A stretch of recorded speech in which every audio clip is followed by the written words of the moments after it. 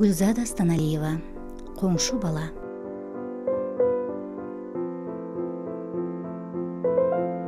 Бактылуу болдуң бекен коңшу бала.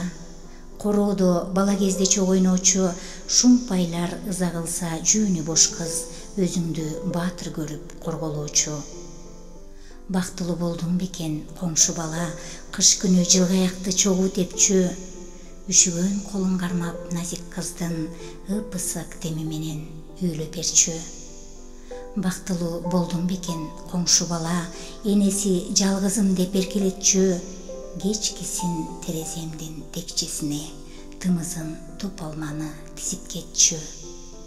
Бактылуу болдуң бекен коңшу бала, атасыз калганына намыстанчу, арданып акылсыздын кеп сөзүнө, билгизбей жан кишиге жашып алчу.